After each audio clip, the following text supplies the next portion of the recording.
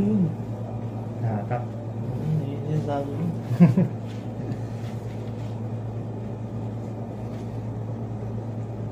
Yes, yes.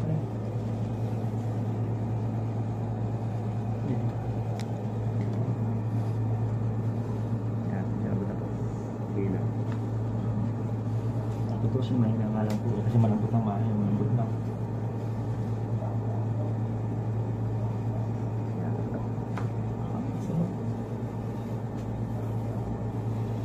Yan, tignan niyo po kung nabuwasan agad. Pwede bang patakan ulit yun? Ha? Mamaya po, magwalaw tayo mamaya eh. Kasi mag-adjust pa yung katawan nyo kaya nakatakin ulit yan. Kailangan may gap muna siya, may interruption.